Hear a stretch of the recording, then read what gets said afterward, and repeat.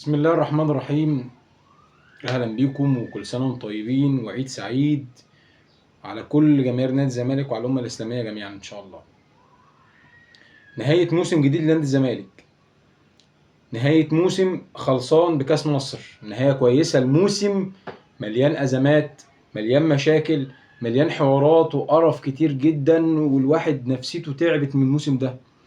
الموسم ده بيوريك قد ايه بجد احنا جبل. جمهور نادي الزمالك ده جبل وسط القرف اللي احنا فيه، جبل وسط المشاكل اللي احنا بنمر بيها. جمهور نادي الزمالك هو فعلا درع نادي الزمالك. جمهور نادي الزمالك هو البوصلة اللي لما نادي الزمالك بيرمي يمين او بيرمي شمال بيرجعه مكانه تاني. جمهور نادي الزمالك بجد انا شايف، مش عشان تحيز لان انا واحد منهم في الاول وفي الاخر، لا احنا جامدين قوي، احنا اللي جامدين قوي. سيد عبد الحفيظ بيقول لك ايه؟ عشان انا جامد. لا انت مش جامد. قلتها له كده وافضل اقولها، انا اللي جامد. انا اللي جامد، اللي قدرت في ظل القرف ده كله اعمل حاجه.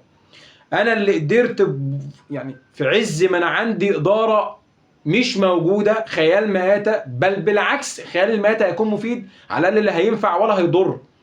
انما انت بتتكلم في اداره بتضر، اداره صفقات زباله ترفع عليك قواضي، اداره قراراتها الاداريه غلط بتضحك علينا اسوأ ناس في الدنيا، اداره كلمه فاسدين فاشلين فيهم العبر قليله قوي على اللي يتقال عليهم. بس دي مش مشكلتي. طالما هم اداره نادي الزمالك، طالما هم مجلس اداره المتحكم في الموقف او كره القدم او الكوره او النادي ككل، للاسف لازم ندعمها. لازم ادعمها في فشلها قبل ما ادعمها في نجاحها. لازم انا اشاور لهم على الفشل بنفسي احسن ما غيري يشاور له عليه. اداره نادي الزمالك اللي استلمت الفرقه في ظروف صعبه، استلمت فرقه ما فيهاش لعيبه فاضيه، استلمت الفرقه عندها مدرب عندهم علم من مده طويله انه في اي وقت ممكن يمشي، استلمت زي ما بيقولوا كده قنبله موقوته، يا تعرف تفكها يا تنفجر في وشك. وهم عارفين كده قبل ما يمسكوا نادي الزمالك، فهو الحوار ده مش جديد عليهم. فانا مش هقبل اي عذر. انت داخل النار وعارف انك هتتلسع، ما تزعلش لما تقول ايه المهم موسم خلص بحلو وبمره.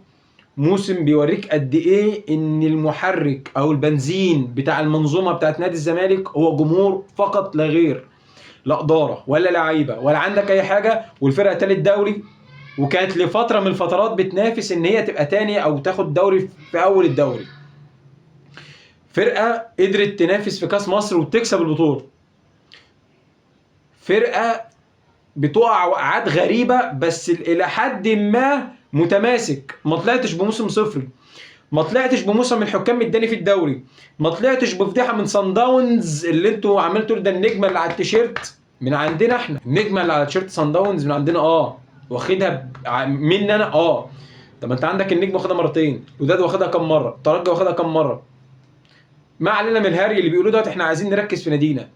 الموسم الجاي انا مش عايز اسمع موقف محور زيزو تاني، انا مش عايز اسمع مشاكل تاني، انا مش عايز اسمع اي حاجه تخص الاهلي تاني، لان هو مش هيسيبك في حالك. لعيبتك عندها مشاكل محتاجه تتفور، اداريا انت محتاج تتفور. كل حاجه بتوحيلك ان انت محتاج تحسين، كل حاجه بتقولك انت غلط، انت وحش، انت محتاج تبقى احسن. طيب هل ده معناه ان الدنيا سود؟ والله نهايه الموسم مديه بصيص من الامل، اي نعم مش الامل اللي انت متخيله او متعشم فيه، بس في بصيص في الامل. بس قبل ما نرجع او قبل ما نشوف تقييم الزمالك السنه دي، انا عايز بس اوجه رساله للاداره. احنا بتسرق تاريخنا، احنا بتسرق ذكرياتنا، احنا بيسرق كل حاجه ممكن افتكر او اجي في يوم اوري ابني اقول له بص فرقتنا عملت، فرقتنا سوت. الاهلي سرق كل النجوم اللي كان ينفع يتبني على المستقبل. الواجب عليكم ان انتوا تحافظوا على اي ذره جايه. مش هقول لك لعيب، اي اداري حتى هيستمر في نادي الزمالك لازم نستمر مده. لعيبه نادي الزمالك لازم تكون خارجه بالضالين. ما ينفعش 2 3 لعيبه يمشوا من عند ببلاش. ما ينفعش اللعيب يمشي واقول انا ما استفدتش منه. ما ينفعش اللعيب يمشي وانا ما خدتش من وراه جنيه. ما ينفعش اتحايل على اللعيب. احنا الزمالك، احنا اللي عملنا اللعيب ده، احنا اللي جبناه من تمرين في مركز شباب عشان عندنا نجوم نادي الزمالك مدى تاثيرها في النادي، جابت لك واحد لعيب كان مفترض او كان متوقع انه يبقى جزء من تاريخ نادي الزمالك. ما اقدرش اقول اسطوره، الاسطوره دي كلمه كبيره قوي ما بتقالش على اي حد، وانا كنت مختلف مع الناس على كلمه اسطوره على زيزو. خلصنا من زيزو، خلصنا من امام، خلصنا من شرقي، خلصنا من احمد رضا، خلصنا من كل اللعيبه اللي بياخدها. انا اللي بعمل اللعيبه دي على مدار تاريخه كله، نادي الزمالك هو اللي بيبني اللعيبه، فالمطلوب مني ان انا ابني غيرهم واستحمل، بس اللي اغلط فيه ما ارجعش فيه تاني.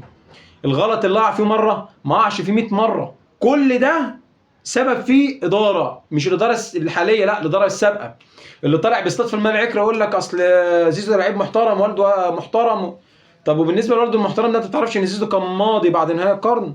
زيزو ايوه، زيزو كان ماضي بعد نهايه القرن. زيزو مضى رغبه الاهلي اكتر من مره. زيزو من زمان هو نفسه يروح الاهلي، ليه؟ عشان الفلوس. يقول لك اصل هاخد عقد ومش عقد. اكبر ازمه بتقابل الزمالك حاليا هو تركي آل الشيخ. تركي آل الشيخ مدعم النادي الاهلي بوتيره مش مفهومه. اللاعب يبقى عقده 10 و15 فعلا و20 فعلا النادي الاهلي، بس بياخد 200 و300 اعلانات بسبب تركي آل الشيخ، بس بياخد مكافآت فوز بالدولار، بس بياخد مكافآت بطوله ملايين الملايين. فما يعني الضحك اللي على الجمهور اللي هو ده بياخد 20 ده بياخد 15، بغض النظر هو مش رقم قليل. انا ما ينفعش كزمالك اعرض على اللعيب 180، لازم يكون ليا سقف، لازم يكون ليا حد. مش عاجبه اتكل على الله. عندك الناحيه الثانيه في لعيبه كتير راحت لهم مش هتلاقي مكان تلعب وهتقعد، وفي لعيبه هترجع بعد كده تقول لك والله ما كان قصدي، ده اكبر غلطه عملتها في حياتي، انا من صغري زملكاوي، وهرجع افكركم بالكلام دوت. ولازم احنا الفتره الجايه نعدل من ثقافتنا شويه. لازم جمهور نادي الزمالك يكون عنده ثقافه كشف حساب، ثقافه النقد البناء، ثقافه انا مش كل حاجه هتعملها ولا حلوه. انت عشان مش طول الموسم وحش عشان انا فنشت الموسم حلو اقول عليك حلو، لا، لازما افضل في ظهر الناس دي وازق معاهم لحد ما اوصل ليفل معين. برشلونه بالظلم في اسبانيا، بالظلم في اسبانيا، بس معوض ده بانه عامل لنفسه ميراث وارث كروي بيقدر من خلاله ينافس اي حد. انا اقدر اكسب، اظلمني مهما تظلم هكسب. زي ما بيقولوا بيحارب بسيفين. ما ينفعش افضل اخبط بايديا، لازم نكون خبطتي بتوجع. لازم نادي الزمالك يعمل سيستم، لازم اعمل لنادي الزمالك هويه. ما ينفعش كل شويه اغير مدرب، كل واحد بطريقه لعب. ما فرقتش حاجه عن انديه منتصف الجدول. لازم يكون عندي هويه، لازم يكون عندي سيستم لعب. لازم كل نهايه موسم نقول للفرقه، للاداره والفرقه، انت عملت كذا حلو وعملت كذا وحش، المفروض تعمل كده، الموسم الجاي لازم نصلح كذا. كل دوت ان شاء الله لو ربنا شاء انا هعمله الفتره الجايه، يعني ان شاء الله يديني ويديكوا طول العمر باذنك يا رب. ممكن على بكره او بعده نبدا ننزل سلسله كشف حساب لنادي الزمالك. لازم نقول لكل واحد انت عملت ده صح، عملت ده غلط، الصح زوده والغلط ما يتعملش تاني. وكل سنه وانتم طيبين. السلام عليكم.